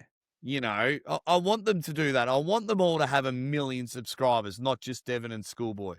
I want, and I try and implement all these changes. Not all of them are going to be great, but the ones that they've chosen, they've worked. Yeah, I didn't really know that some of these things came from you. So that's a nice knowing that some of these ideas came from the Australian part of the world. Okay, let's do some chat. Oh, Jablonski. That's also somebody I'd like to meet because I see him training. I watch his training videos, and he's doing so much side pressure. That's his signature move, right? The press. Yeah, and it's unbelievable how much weight this guy's forearm can endure with the side pressure during doing a press. It's absolutely crazy. What do you think will happen against David? David Daniil, from what I've seen, is already making excuses. He might not be 100%, and that's usually a bad things sign. like that. I saw him pull at King of the Table 5 left arm in one of the best matches, probably the best left arm match of all time. He ended up getting injured against Archer Morozov, and so it was technically 3-3. He couldn't make the last round, so he ended up doing it. It depends what David Dadakan turns up. He's one of the strongest pullers ever, and it's nice that Camille is going against the hook puller. Because when you go against, that's my only worry. Because when you top roll, it's perfect for a flop wrist press. It's perfect. And you go look at all Camille's matches that he's won. Morozov, Vitaly. You know, he got a couple of pins on Vitaly because Vitaly top rolls. And Camille's just so good at pressing, it almost goes into his advantage. Now, on the right arm, we know his left arm's the strongest, but on the right arm, he took on Matyashenko, the hook master, one of the best hookers of all time, and Matyashenko destroyed him. So I want to see how I can see Camille winning, as much as that pains me. Even though our history, I still like Camille. I'm sure he doesn't like me anymore, but I can see Camille winning this if he can get to his press first. His left arm's his stronger arm. I was there when he got 2 pins on Vitaly. I was there when he took Morozov to the limit in Dubai. So if I had to pick one right now, I would probably pick Camille. All right. Okay. Moving on to Matt Mask and Kalichenko. Kalinichenko. Yeah. Just call him Kalina. Just call him Kalina. Will he get mad at me? No, that's his nickname. His nickname. That's his name. I see. I think it's his first name. I would pronounce that Sergey, right? Yeah. Sergey. Yeah. Sergey. Is he a hook puller also? Is he also more like an inside puller? He'll try and hook pull first I see. then come out with some back pressure. Okay. He'll want to hook in, but he likes to rip back there. Rip over. Okay. Matt Mask's match with top roll. Yeah. Irakli on the left arm was fantastic. He was 2-0 that was down. a great one. Yeah. That was a great comeback. Oh, I love to watch it live. That was amazing. That was. But if Matt, I just want to know, because it's saying heavyweight, so I think Kalinichenko is going to be at 115 kilos. I've seen at Armwrestling Canada, Kalinichenko have a great left arm match with Dave Chaffee.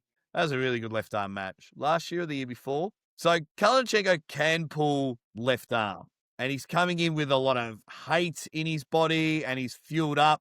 Where Matt Mask is going to get booked no matter what. As a community, we love Matt Mask. The wild horse. Yeah, but he's coming and riding that confidence of beating Irakli. So if Matt takes the hand that he wins this one, I'm just not sure if he can. I think Sergey just might hold him in the middle. I really do. Complete domination, you mean? Not so much complete domination, because these two pulled. Did they pull right arm or left arm in Canada? Matt Mask, Kalinichenko, Canada. Just trying to see if it was left arm or right arm. I think because it was one of the best matches. Also, because if it's AWC 2 years ago, anything like that, I still think Kalinichenko wins. It's right. I think it's right. No, it was a right arm match. Okay, yeah, I'll go. I'll still go. I mean, I love Matt Mask. He's my mate. Always looks after me. But if I have to have my arm wrestling hat on, I think Kalinichenko just. All right. Okay, couple in the box left. Oleg is, as far as I know, Oleg is the guy with the one arm that's massive, right? Yeah. Most people have What's the story behind that? What's the story? So most people have 4 arms. I call him the 5 arm. It's a birth. 5 arm. It's a birth deformity for Oleg.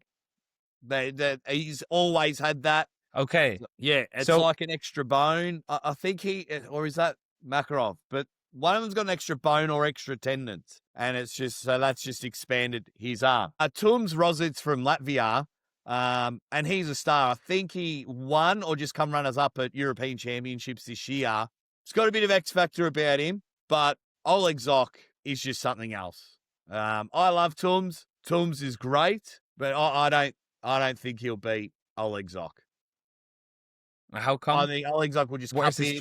Just the thickness of the. Will just cup in, and yeah, he'll just hold him and dominate. Which bothers me. I would love for Tums to win. He's a cool dude, a very cool guy. Tums. I rate him very highly as an arm wrestler. And as a person, he's a part of that Team Latvia crew. I've been an honourable member of Team Latvia. when I was in Norway. I got to get in the team photo, so that was very nice of them. So, yeah, he's a cool dude. I want Tums to win. I will be rooting for Tums. I'll be cheering for him. I just don't think it's happening this time. Maybe next time then. Yeah. I think he needs to find out how good Oleg Zok is. I could be wrong. Fight for that. Yeah. You could be wrong. Yeah, of course. And a lot of the times, I like being wrong because you go in with a mindset, oh, this person's going to win, this person's going to win easy. And then when they don't, I get, You get going like, what the hell? I get so much enjoyment out of it. Yeah, I think it's not always fun indeed to be right on the money. Like a surprise or an upset. That's awesome. To just like I've see watched that East versus West events and got like 11 out of 13, 12 out of 14. You know, I think one time I predicted a perfect card and it was boring. Oh yeah, Owen's gonna win. Cool. All in one. I knew that. All right. Next as expected. Match, okay, he's gonna win. Oh yeah, 1-3-0, no surprise there. Okay, cool. And then so got 12 out of 14 right. Cool. All right. Cool. I'm going. See you guys. Yeah, 5 hours later. Yeah, where sometimes I'm like, oh my God, Oleg, he's going to be the champ. And then if Tums wins, Tom comes in. I'll lose it. I've knocked cameras over when things haven't gone the way that I want. I've knocked shit off everything here in my studio. I've fallen off the back of my chair. Have you broken some stuff in the studio before? I haven't broken anything. Okay, like on accident, I mean. Yeah, I've knocked a lot of stuff off. So I've knocked things over, and yeah. If you break anything from now on, if you break anything, you should keep it as a shelf, like history moments during shocking moments from Aussie arm wrestler. Well, ironically, I'm looking to sell all of my arm wrestling stuff. Okay, maybe you could do a giveaway for your viewers, like or sell. I mean, Because I made trading cards. I see. Oh, cool. You made them yourself. Yeah. So, and, do you sell these on a web shop or? We had them in packets, so you could win. So you could win awesome cards. And so here's the complete set of all the cards I've made, but one. Which one is missing? No. So I made all these cards except for this limited edition King of the Table card. Yeah. So that's a 1 of 5 card, and in the same set is John Brzezinski, Denis Aplenkov, Erdemis Gasparini, and Levan Saganishvili, and me. Wow. So, there's my trophy. The famous trophy. And I took all these photos myself when I was there at the event. That's such a cool. There's Kalnichenko, limited edition signed Barboza. There's the Swedish girls. There's Matt Mask. But you're not planning to sell this, right? Yeah, I've still got heaps of cards. The problem being is what I've learned with doing merchandise with the Ready Bang shirts or my Aussie Arm Wrestler shirts or any merchandise. A lot of people want to buy it until it has to get shipped to their house. And it just costs so much money to ship from Australia. So I'm like, I'll sell you some trading cards, maybe $30 US, and I can get you a complete set of trading cards. It's like, cool. But then you got to pay another $30 US to get it to ship you. It. And then can't you reach out to the US itself, or some people, maybe someone in your network is able to help you, maybe produce it there, so it's already there. Maybe that's an option. Yeah, look, I've had plenty of options, but just where I am in my arm wrestling world at the moment, it's a bit like I've done it all. Yeah, all right. I've got the best memories. Like I've got a signed strap here from that same King of the Table, Dennis, John, things like that, and it was given to me. And then I'm like, but you know what? How cooler would it be if a collector bought it? Someone that truly loves it. Truly loves it. Yeah. Where for me, it was like I was there. I commentated the matches. You already have the experience. You have the memory. Yeah. And do you have any signatures of your friends? Sorry, do you have any signatures of your friends? No. Like you mean my teammates? Your teammates, just your buddies that you go out with? No, I don't really. No. Okay. Not really. So that's how I feel now in the arm wrestling world. These guys are my friends now, and it's like, okay, got a sign thing of my mate. Okay, that's not weird. That's not weird. Yeah. All right. So Yeah. yeah, that's where I'm at. Yeah, so there's got heaps of cool trading cards to get rid of. But So you're gonna yeah, do like an auction soon, like an online auction for I've people? done auctions in the past. I've done auctions, but I think I might just do a one big collective pack where it's got everything, like my King of the Table All Access Pass. I got a WAF gold medal over there. You got a waff. Can you show that? Yeah. You got a you got a gold medal. This guy has everything. So You really have everything. This is crazy. So there's some things that I'll keep, but so this one here's when I went to Norway. Oh, you can't really see it, the Hardanger Open. I can't show that one. Shout out to my Yeah. guys in Norway. That's a WAF bronze medal that I won. Open Championship Nordic Championship. Wow. That was in Norway. I've been to Norway twice, but there was only 3 people in the class, and I got killed. Nobody needs to know that. You had a third place. So then I was presented as a present Dude, that's awesome. a WAF gold medal. 24. So how did you? So you just got that as a not a souvenir, as a gift. I mean, so Yeah, because Yeah, you so- when I was in Norway last year, they had a World Cup. Can you see it at the top there? World Cup. Yeah.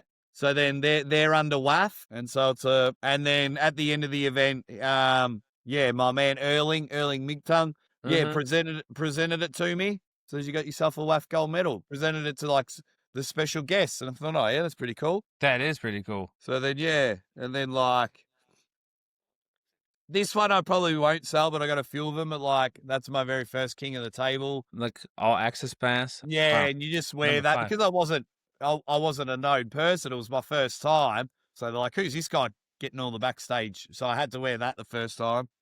Mm. Yeah. That's some cool items. So yeah, very lucky. But I can get where you're coming from. It would be now that you mention it, it would be weird for me to have signed cards from my friends. That Yeah. would be a bit strange. Things change. They change for the better. For the better, but when Who would have thought that this would happen? You know, you didn't know that when you were getting them. I did. I knew this is exactly going to happen. When I started, that was my goal set on my very first podcast that I'll be commentating at the best events. And I said, watch out, stick around, enjoy the journey, be here at the start, invest in this bloke. I'll be there. It's just a matter of time. And then I got there and I went, wow.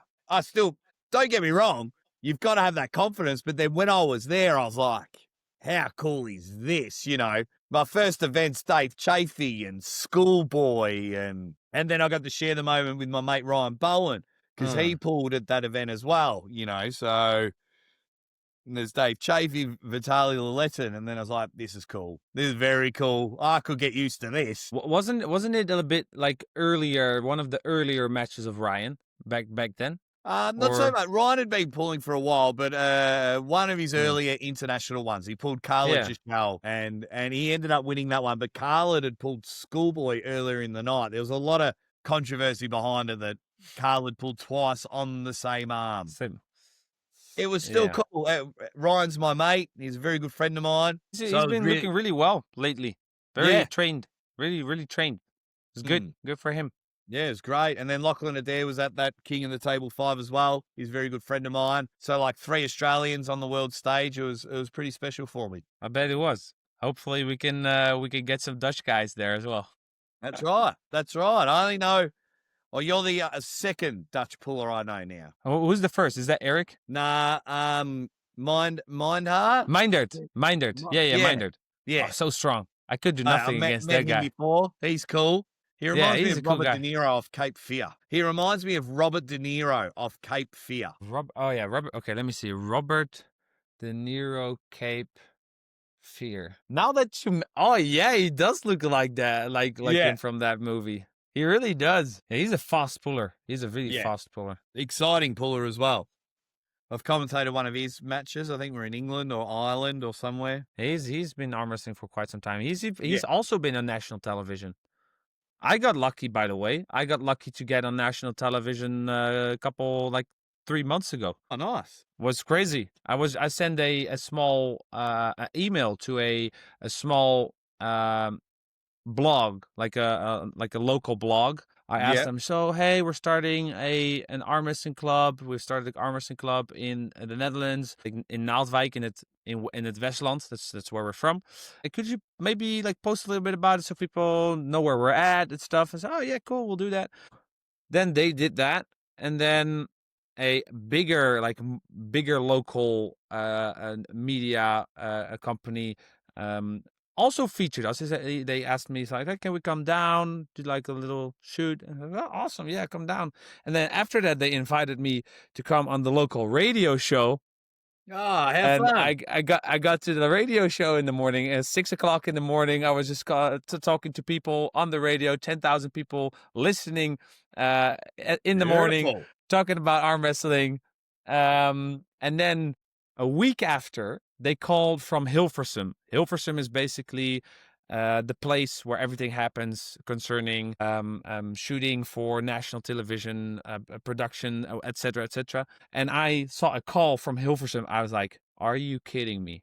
Because I've been to Hilversum once because I did a small show as a child on a child production TV show on Nickelodeon, which was really cool.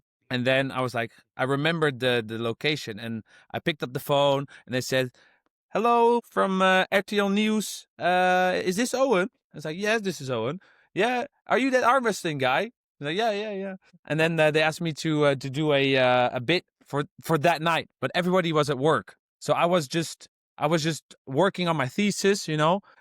I was in my sweatpants, you know, baggy clothes, not ready for anything. It was 12 o'clock. So, yeah, can we be there in 30 minutes? I was like, there's nobody here, you know? So I had to call my friend. I said, dude, can you get to the gym right now? And he came to the gym. We did a bit, and then it aired that night. And that was that's the top media output we've gotten so far. Oh, that's awesome. Yep. So...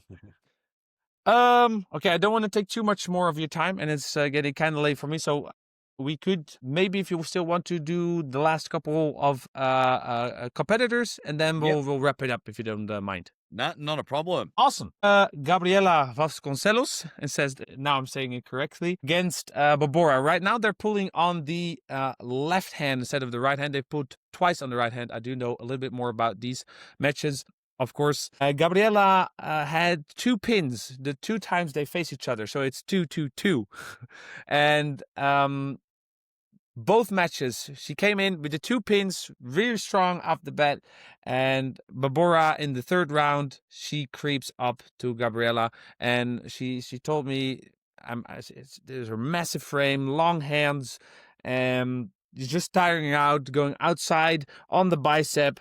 And then it's over. Then it's basically over. Yeah.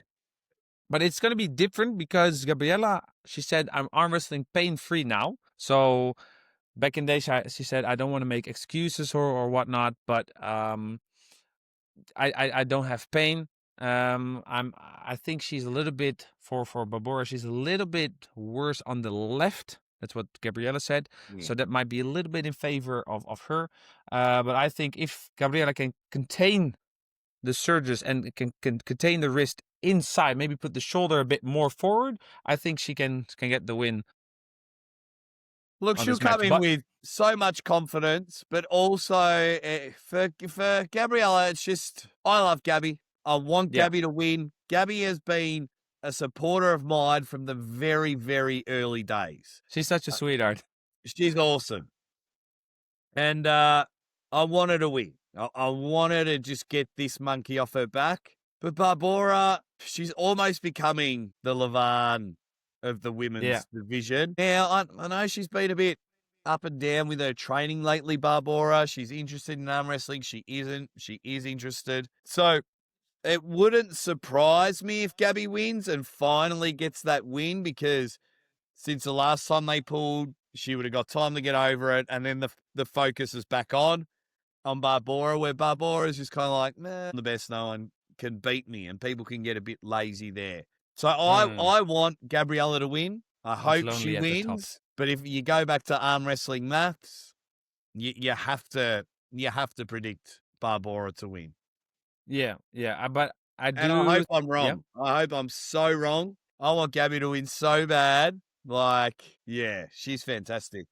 I think the only way, like I said, I think the only way she can win this match, I think it might go the same way it went the last two matches. Maybe 2 pins in the beginning, and then the third round is going to be very decisive. Well, Or it's best of 7 now, this match. oh, really? Yeah, Damn, I'm not up to date to title anything. matches are best of 7.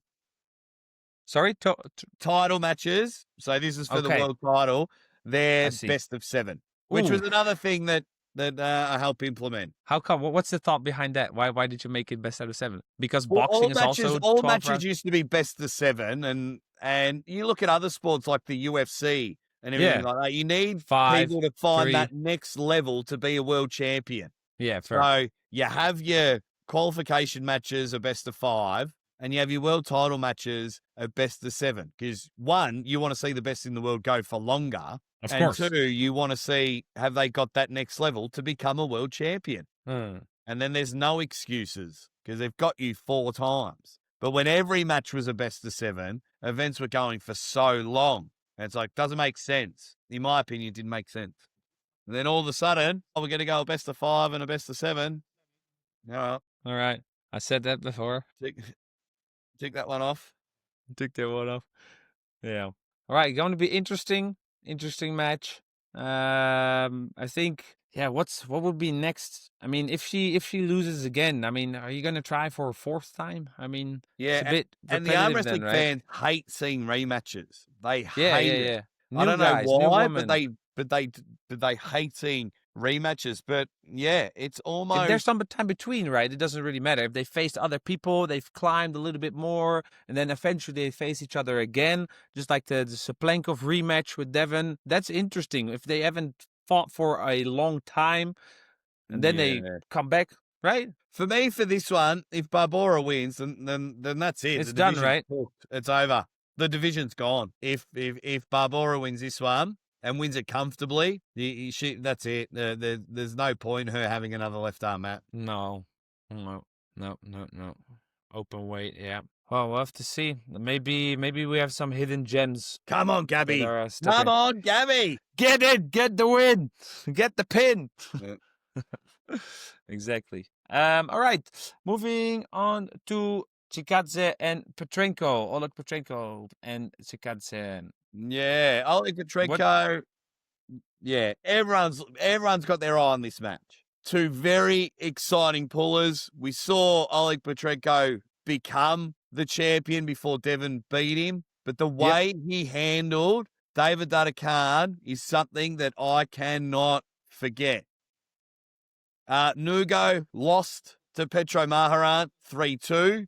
And then if you've seen, like, Nugo is such a nugget. He's such a strong puller. But that Oleg that turned up to pull David Khan, that makes you number 2 in the world. Oleg Petrenko will win this one.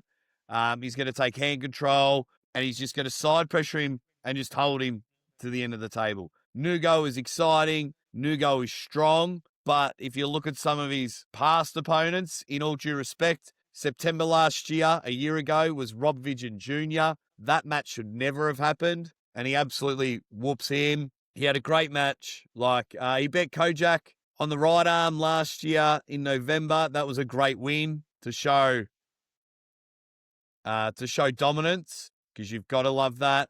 He's also beaten, no, I can't remember now. But yeah, so like Nugo can win, and Nugo is very, very strong. But I've got Oleg Petrenko As the winner. getting his title back. So okay. All right. Good to know your thoughts on this match as well. The one thing some team members and I found out, I find it very hard to find a definitive ranking on the East versus West website. That's the thing I'm looking for. People are looking for this. We need a definitive ranking. I want to be able to type into Google who's the number 1 competitor on the left hand in the, I don't know, right arm middleweight class. And I want to see a pop-up name, know who that person is. And yeah, I think they should fix that. Yeah, well, it's just more, they don't know who's pulling. So we know with the boycott that was organised and the 27 athletes that have come out, they haven't got all the, like, who's coming back, who isn't coming back, what's going on with GVW. That's a whole other little story. I don't have time for that. Yeah. But, yeah, so they don't have a definitive list. Yeah. And the problem with the higher ups there, they really struggle with the internet. So for me, you just got to ignore the comments. You got to ignore all the negative comments. So every time a ranking comes out, we all make a video. We're all like, these rankings are terrible or these rankings are good, especially when you put Devon at number 2 in the world. People lose their mind. Yeah. So they're just struggling with it. Like, you know what? Let's just not have a rankings until... Hear me out. we. Hear me out. What if we create a community-based driven ranking system? Well, that's what a mate of mine did in Australia. So he did that for the Australian rankings. They were his opinions, right? And he's like, well, this person won here and this, you know, and he did that. And now he's the official rankings maker for Australia. So if someone takes charge, I can tell you now, when you run your own business and say you've got a website and you're like, right, everyone come and vote here, and then whoever has the most votes, that's where the ranking's going to be. Exactly. Right? Just be aware, Devon's always going to be number 1 in all your rankings. Yeah, because he's the most popular. So, okay. So we should, hold on. I have an idea. I could maybe, I'll kind of write this down, make a formula that keeps into consideration popularity. My rankings are pretty simple. I haven't got much time left, but my rankings are pretty simple. Sorry. No, you're right. You're the champ. Like, if you're the champ, obviously you're number 1. If you're the champ, doesn't matter where you come from. If you come from rank number 5, you're the champ, and you become the champ, you're the champ. Then my rankings go off. So, like, I have Levan 1. I'll give you an example. Levan 1, Devon 2. Why is Devon 2? Because he's beaten Hermes, he's beaten Gennady, he's beaten Michael Todd, he's beaten Georgi Svetkov. So none of them can be above Devon. Devon's beaten them. Then I've got Hermes at number 3. Why? Because Hermes has beaten Vitaly. Hermes has beaten Morozov. I don't think he's beaten Morozov right arm, actually. He's beaten Vitaly, he's beaten Jerry, and so far down. And then it's like, well, Jerry's probably number 4. Why is Jerry number 4? He's beaten Georgi Svetkov. He's lost to Hermes. So he can't be above him. So Jerry's number 4 because he's beaten so-and-so and so on. Fair enough. Everyone's like, oh, Vitaly's the number 2. But go back, he's lost to Hermes. So I can't even have him at number 3. So he's beaten Dave. That's how you build up. That's how I do my rankings. I see. And then the quality of opponents. So when you get lower down, and then I'm like, well, Owen's number 11 because he's beaten 12, 13, 14, 15, and that's how I go from there. Yeah. This one's easy.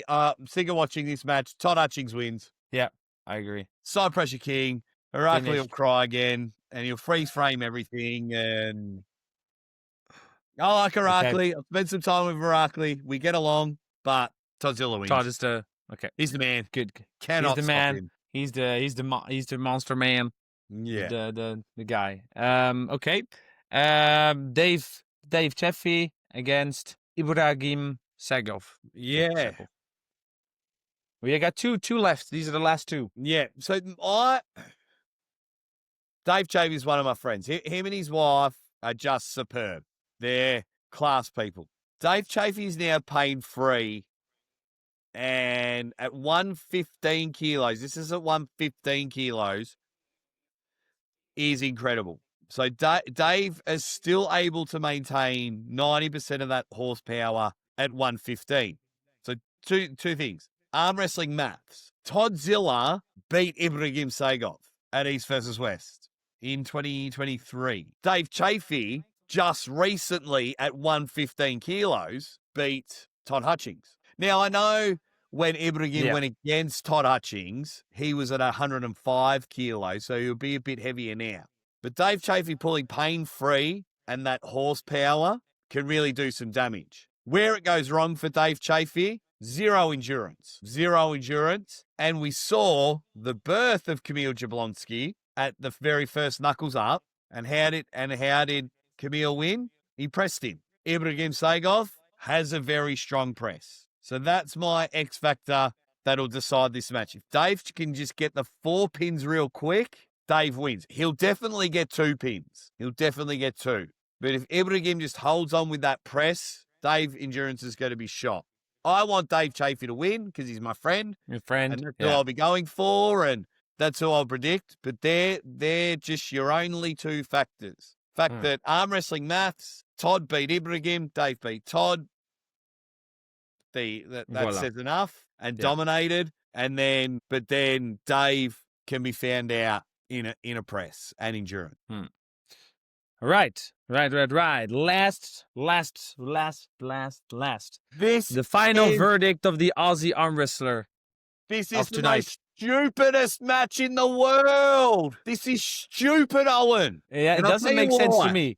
And I'm not even knowledgeable on the topic. It doesn't make sense to me. But yeah, you're going to tell me why. Everyone wants to see is Devon v. Vitaly. Yeah. Right. Once again, you go back to the first time Dave Chaffee and Vitaly pulled. How did Dave win in that incredible match? Came in with a press. Go back to the second time they pulled when Vitaly dominated. And then they pulled into the straps. Dave was able to get a pin. How? Because he pressed him. You have got the best press puller in the world in Jerry Cataract. Now, why is this stupid? If Jerry remotely makes Vitaly struggle, you have killed the Devon versus Vitaly match. Yep. In my opinion, Devon beat can't have that. Jerry. Jerry's gone through a bit. All due respect to Jerry, he's lost his father, probably hasn't been training as much. He's going to come in mega strong. You know, Vitaly will look at the way Ernemy's decimated him and Levan decimated him. But Jerry's the best. Jerry came off the couch and beat Gennady. Jerry had beaten Georgi Svetkov, who I think are ranked 5, 6, 7 in the world. This is so stupid to book this match. What I would have done is put Jerry against someone else because I love watching Big Daddy lickety lips. Jerry pull. I love watching him pull. I'm a huge Jerry fan.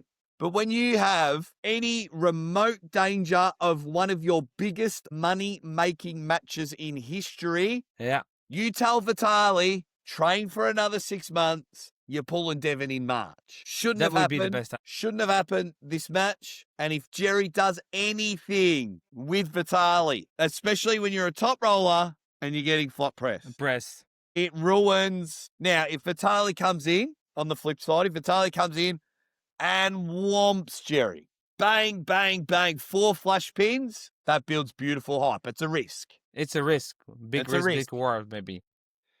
But if you watch this match and Jerry controls Vitaly, you will be less interested in Vitaly. 100%. Right now, when you're talking to me about it, when I'm thinking about when he would lose, I was like, yeah, but there's no point. There would be no point then afterwards. Yeah, makes perfect sense. So when I saw this, I messaged Jerry. I was like, yeah, Jerry, I'm so excited for you. And I am. Yeah. I'm excited for Jerry in this match. I'm not excited for Vitaly at all. No. This could kill his biggest payday. Yeah, because do they get paid based on like? So you get an appearance fee and a win fee. I see. What I would have done at East versus West 20 is I would have had Devon Vitaly face off because Devon's going to be there as a special guest. Yeah, with Levan. I would have had Levan in the middle like he's the referee. And I would have had these two face off. That'd be perfect. With the match date. So we've all tuned in, and we're going to get Jerry Cataract v. Georgi Svetkov for a rematch with Gennady or even Michael Todd. But then I would have gone, right. And then when East versus West is over, I'd bring up Devon, I'd bring up Vitaly, and I go, we're on. March 15th, 2026, Siberian Power Show. I'm just guessing. Yeah. Devon Larratt, Vitaly Lawlesson, and then you finish off with this bang with a banger. It's finally we're locked in. No risk of injury. We got to wait 6 months. That's how I It's would like book. it's like watching a Marvel movie and you get to the end credit scene, basically. And then That's what it Dr. Doom is. shows up. You're like, "Shit, Exactly. What get the away." frick is going on? I need to be here next time. So Yeah. that's how I would have booked this one. Now, Yeah. if Vitaly whoops Jerry, then It's fine. you It's take all away good. everything I had said, and then we can build then up for Vitaly Continue for v. Vitaly and Devon. Devon. But that's how I see it happening. I see. All right. Thank you so much for being here today and sharing your knowledge and lessons with me. Thank you for doing so much for the sport, and I admire I admire your passion, and I hope that I can somewhat like follow your example, at least here in the Netherlands. Absolutely, mate. And anytime you want me to come on, I'll jump on. I'll help out if I When you have can. time, if you Obviously, can. any questions or anything like that, mate, shoot them through. You know, you I think you appreciate did it. something, any idea? Because in my opinion, we've all got to help each other. Like, Yeah. as I said at the start, to go full circle, we all started on zero, and people in a higher position of the sport helped me out. Mm. You know, when I first started, they were like, "Yep, no worries, help you out." And what about this? What about that? Or they'd come on the show. So I want to repay the favor. People that are starting, cool. You know, I'll be a guest if it could get you a couple more subscribers or a couple more people watching you. I'm absolutely. And it teaches happy me to help. also a lesson. It also teaches me a lesson. It's not only that it does that, but it's also because I want to gain more knowledge. You have to talk to people who have more knowledge about the subject, and Don't talk to me then. Don't talk to me. I don't have any arm wrestling knowledge. you I'm don't an know idiot about that anything. screams. Oh, yeah. All right. Thanks, man. Thanks so much, and have a great day. And we'll talk again hopefully in the future. Speak to you soon, my man. All right. See you, See you Owen. later. See you later. Bye bye. Thanks so much.